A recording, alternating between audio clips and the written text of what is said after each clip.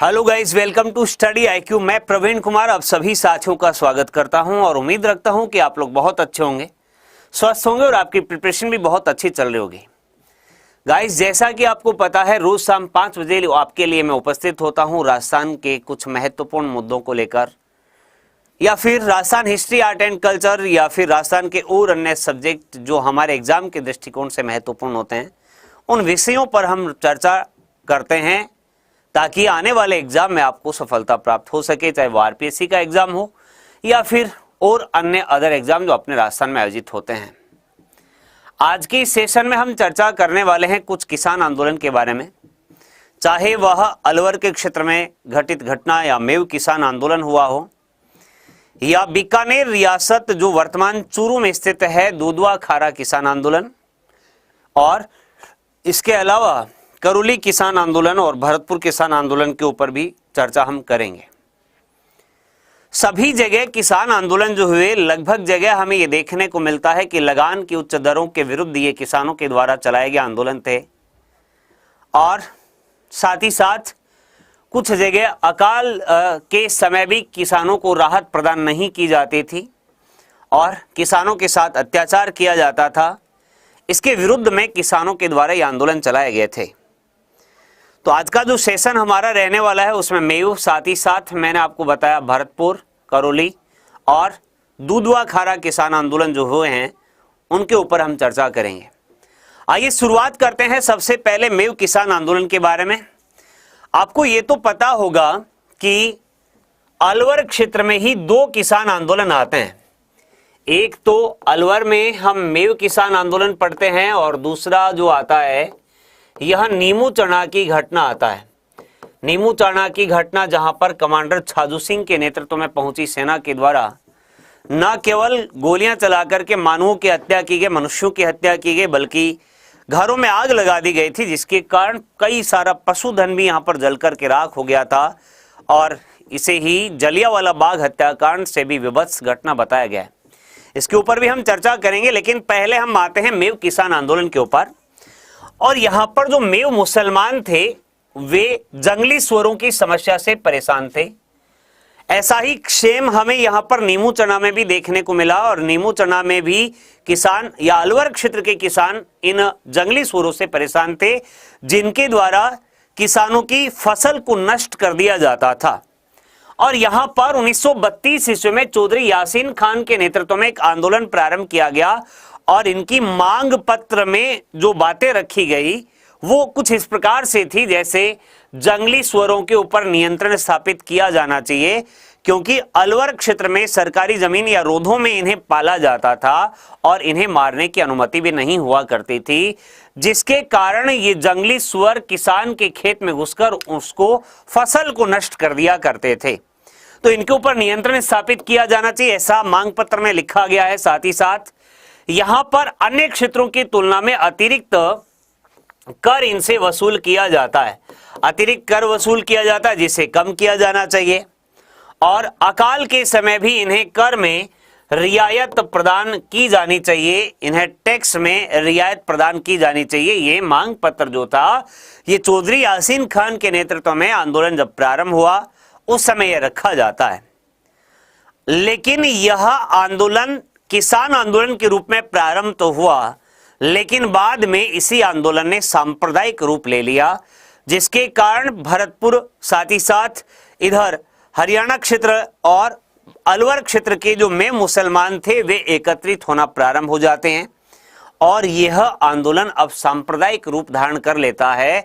और यह रूप धारण किया गया जब मोहम्मद हादी के द्वारा संचालित अंजुमन खादी उल इस्लाम नामक संगठन जो था, इस संगठन के हाथों में जब इस आंदोलन का नेतृत्व आ गया, उसके बाद यह आंदोलन सांप्रदायिक हो गया, और इनके द्वारा जो मांगे पहले अकाल के समय कर माफी की जा रही थी या फिर जंगली सुअरों के ऊपर नियंत्रण स्थापना की बात की जा रही थी, वे मांगे अब हट जाती हैं, और यहां अब मांग आ जाती है कि मस्जिद पर से सरकारी नियंत्रण को हटा दिया जाना चाहिए, उर्दू शिक्षा की अलग से व्यवस्था की जानी चाहिए, जनसंख्या के आधार पर सरकारी पदों में उन्हें वरीयता प्रदान कर देनी चाहिए, क्योंकि आंदोलन उग्र हो रहा था। यहां पर हजारों की संख्या में मुसलमान एकत्रित होना प्रारंभ हो चुके थे, जिसके कारण 1933 ईस्वी में अंग्रेजी सरकार के द्वारा इनसे समझौता कर लिया जाता है और इनकी मांगों को स्वीकार करने का आश्वासन इन्हें प्रदान कर दिया जाता है, जिसके कारण 1933 ईस्वी में ही आंदोलन समाप्त हो जाता है।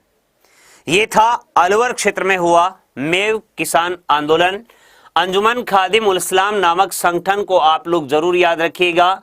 एक बार ग्रेड सेकंड के एग्जाम में यह सीधा सीधा प्रश्न आपसे पूछा जा चुका है। आगे बढ़ते हैं, इसी चर्चा को आगे बढ़ाते हैं और एक नए किसान आंदोलन के बारे में और चर्चा करते हैं।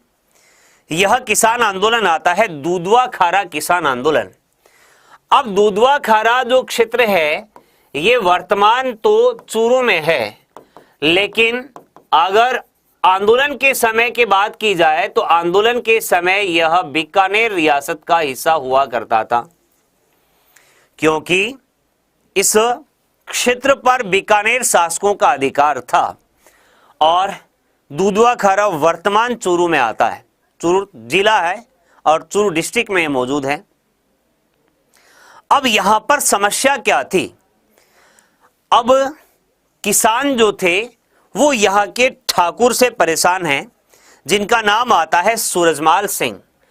ठाकुर सूरजमाल सिंह के द्वारा क्या किया गया, 1944 ईस्वी में यहां पर जो किसान थे उनकी संपत्ति को हड़प कर लिया जाता है। अर्थात मैं यूं कह दूं कि किसानों की संपत्ति जो है, इस किसानों की संपत्ति को हड़प लिया गया। क्यों?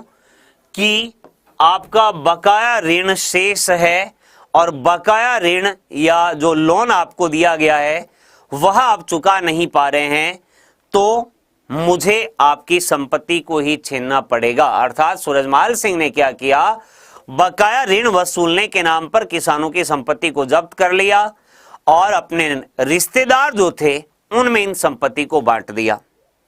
किसान बेघर हो गया और किसान की जमीन भी यहां पर हड़प ली जाती है, जिसके कारण हनुमान चौधरी के नेतृत्व में यहां पर किसानों के द्वारा आंदोलन प्रारंभ किया जाता है।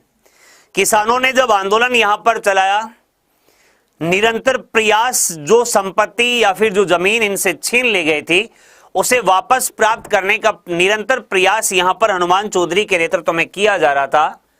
लेकिन आपको यह तो ज्ञात होगा, अगर हम चर्चा करेंगे बीकानेर वाले क्षेत्र में प्रजामंडल आंदोलन के दौरान भी दमन की नीति अपनाई गई थी और यहां पर भी किसानों की आवाज किसी के द्वारा नहीं सुनी गई।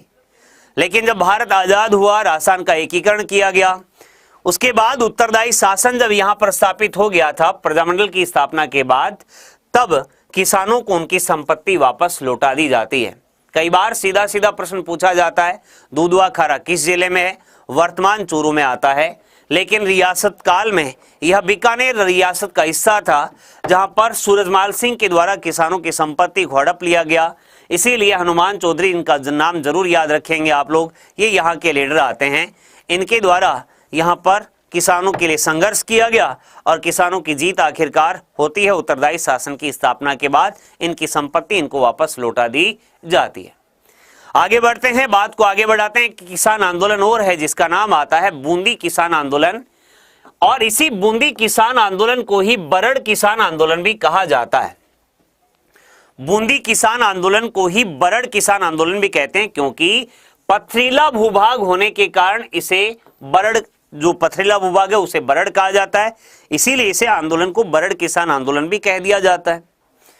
अब यहां पर क्या मामला है, यह आंदोलन जो था 1922 ईस्वी में प्रारंभ हुआ था और 29 मई 1922 को लंबाखो एक गांव आता है यहां पर, और 1922 ईस्वी में 30 मई को निमाना गांव आता है। दोनों नाम याद रखें तो ठीक, नहीं ज्यादा महत्वपूर्ण नहीं है। लंबाखो और निमाना गांव जो है, यहां पर किसानों के द्वारा आंदोलन प्रारंभ किया जाता है, अर्थात सभा यहां पर आयोजित की जाती है जो इनसे लागबाग वसूल यहां पर किए जा रहे हैं इनके विरोध में। और यहां भंवरलाल सुनार और साथ ही साथ प्रज्ञा चक्षु जो बिजोलिया वाले क्षेत्र से यहां के किसानों को नेतृत्व प्रदान करने के लिए आए थे, और लंबाखो व निमाना गांव की सभा इन्हीं के नेतृत्व में की गई थी, इनको यहां पर गिरफ्तार कर लिया जाता है।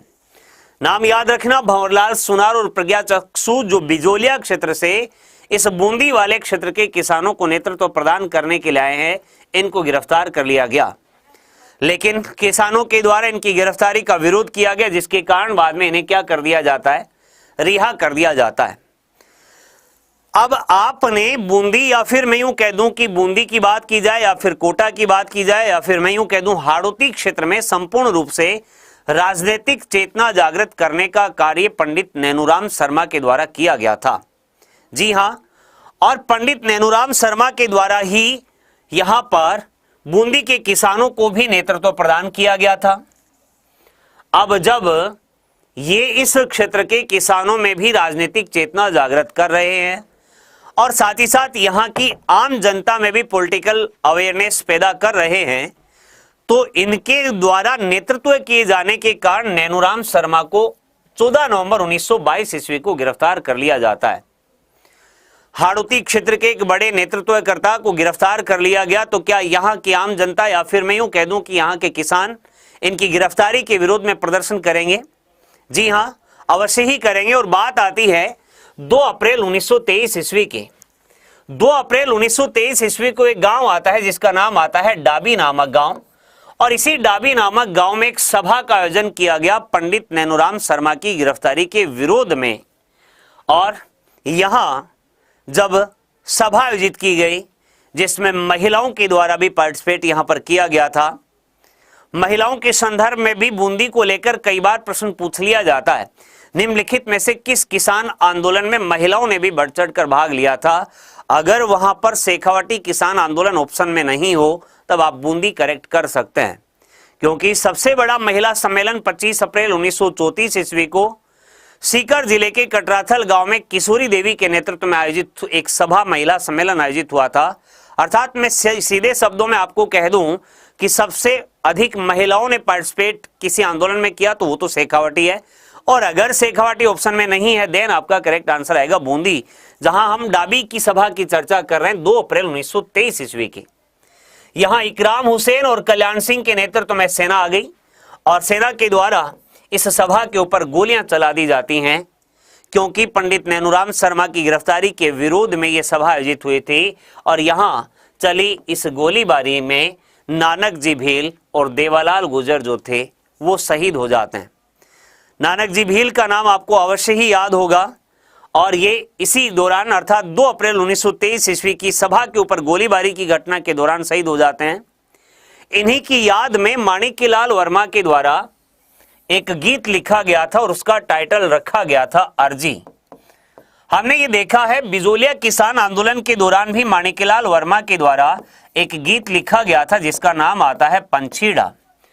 पंछीड़ा शीर्षक से गीत बिजोलिया के किसानों में जोश पैदा करने के लिए माणिक्यलाल वर्मा ने लिखा था, जबकि यहां पर नानक जी भील की याद में अर्जी शीर्षक से गीत माणिक्यलाल वर्मा के द्वारा लिखा गया है। यह भी हमारे लिए महत्वपूर्ण रहता है, कई बार पूछ लिया जाता है।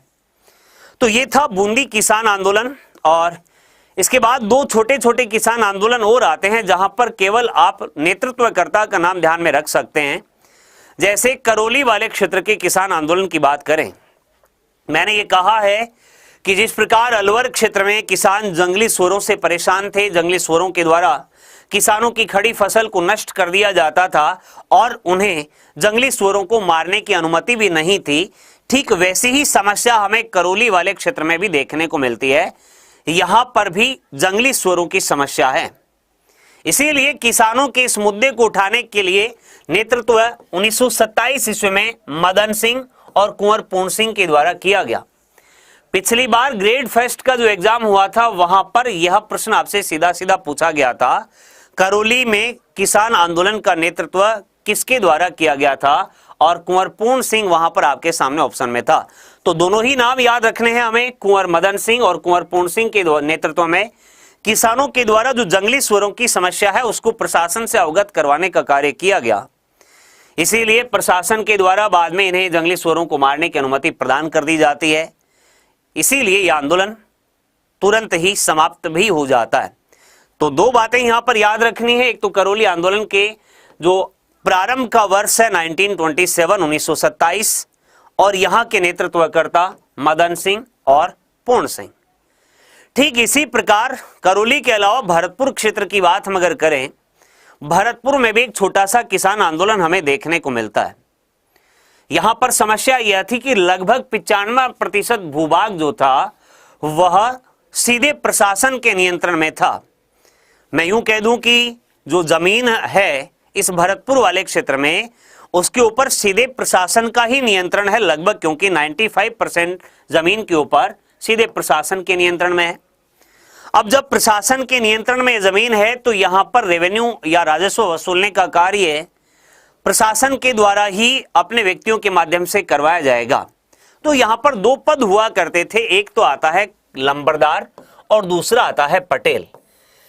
ये दोनों लंबरदार और पटेल जो थे यहां पर कर वसूलने का कार्य करते थे। तब समस्या यहां पर क्या आन पड़ी? समस्या यहां पर आई 1931 1931 ईस्वी में, जब नई बंदोबस्त नीति को यहां पर लागू किया गया।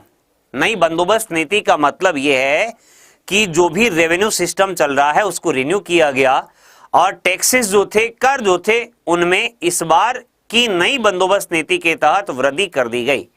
टैक्स इंक्रीज कर दिए गए, करों में वृद्धि कर दी गई।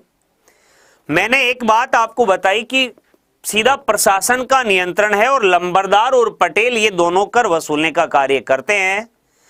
तो क्या जब ये दोनों अधिकारी जनता के बीच कर वसूलने के लिए जाएंगे तो इस नई बंदोबस्त नीति के लागू होने के बाद करों में हुई वृद्धि का विरोध जब किसान के द्वारा किया जाएगा तो उसका सामना इन्हीं लंबरदार और पटेल को ही करना पड़ेगा। जी हां, जहां भी ये जाते लंबरदार व पटेल राजस्व वसूलने के लिए किसानों के विरोध का सामना इनको करना पड़ता। इसी कारण यहां पर जो लंबरदार है जिनका नाम आता है खोजी लंबरदार, नाम बड़ा इंटरेस्टिंग है लेकिन याद जरूर रखना है हमें। भरतपुर वाले क्षेत्र की बात हम यहां पर कर रहे हैं। 1931 में जो नई बंदोबस्त नीति लागू हुई है उसके बाद का जो घटनाक्रम हो रहा है उस पर चर्चा हम कर रहे हैं।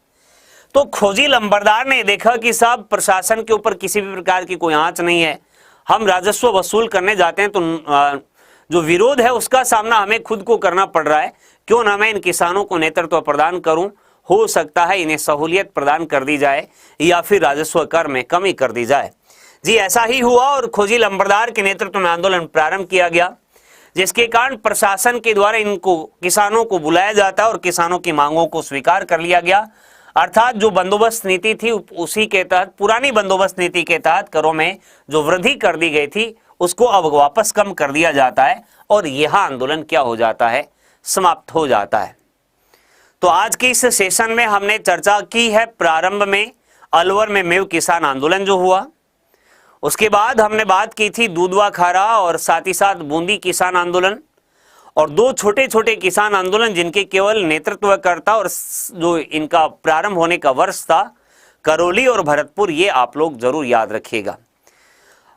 अगर आपको इस सेशन का पीडीएफ लेना है तो स्टडी IQ RS हमारा टेलीग्राम ग्रुप है, यहां पर आप ज्वाइन कर लीजिएगा, जहां आपको वीकली क्विज भी करवाया जाता है और डेली क्विज भी यहां पर आपको अवेलेबल रहता है।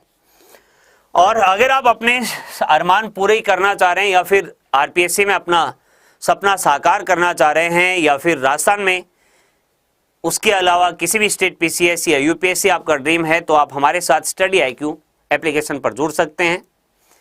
और यहां पर कोर्स ज्वाइन करने के लिए मेरा कोड है PRAVWN प्रवीण 33, या आप अप्लाई करके कोर्स ज्वाइन कर सकते हैं।